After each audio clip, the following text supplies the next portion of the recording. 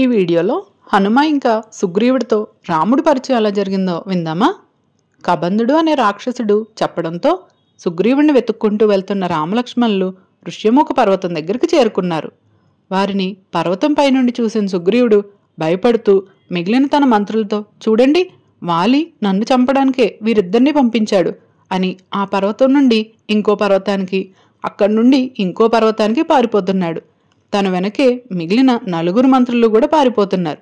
కొంచెం సేపటికి సుగ్రీవుడి మంత్రుల్లో ఒకరైన హనుమ, ఆగండి, వచ్చింది వాలి కాదు, మరెందుకు భయంతో ఎవరో ఇద్దరిని చూసి రాజు అయిన నువ్వెందుకు పారిపోతున్నావు అన్నారు.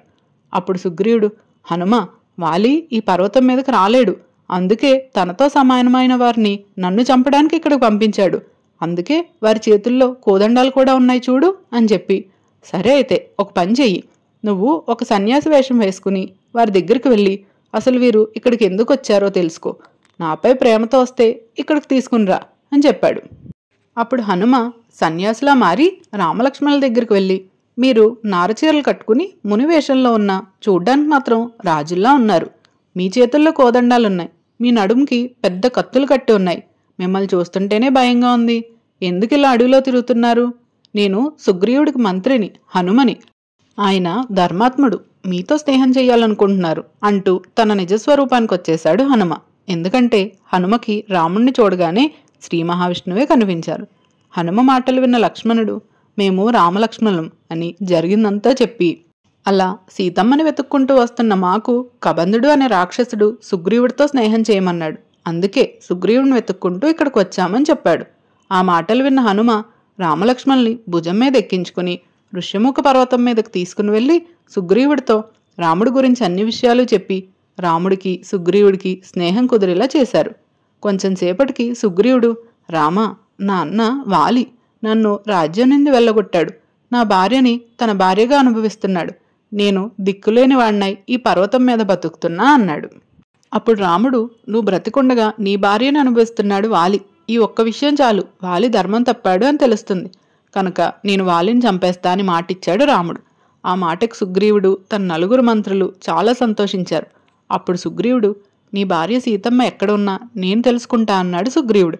ఈ మాటలు విన్న రాముడికి సీతమ్మ గుర్తొచ్చి బాధపడ్డాడు. అప్పుడు సుగ్రీవుడు, బాధపడకు రామా, నీకు ఒక విచిత్రమైన విషయం చెబుతా విను.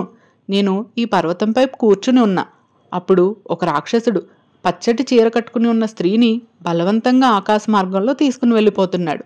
అప్పుడు ఆమె తన నగలు తీసి తన చీరని కొంచెం చింపి మూటలా కట్టి అవి కింద పడేసింది. ఆ నగలు తీసుకొస్తా చూడు, అవి సీతమ్మవేమో అని నాకు అనుమానంగా ఉంది అని ఆ నగలు తీసుకొచ్చాడు సుగ్రీవుడు. ఆ నగలు చూడగానే కళ్ళు తిరిగి కింద పడిపోయాడు రాముడు. కొంచెం సేపటికి తేరుకున్నా నగలు సరిగ్గా చూద్దామన్నా కంట నిండా నీళ్లుండడంతో ఎన్నిసార్లు తుడుచుకున్నా కన్నీరు ఆగడం లేదు. కనుక లక్ష్మణుని పిలిచి, లక్ష్మణ, నాకు నగలు సరిగ్గా కనిపించడం లేదు, నువ్వు చూసి ఇవి మీ వదినవో కాదో చూసి చెప్పు అన్నాడు. లక్ష్మణుడు ఆ నగలన్నిటినీ చూశాడు, కానీ ఏవీ గుర్తుపట్టడం లేదు.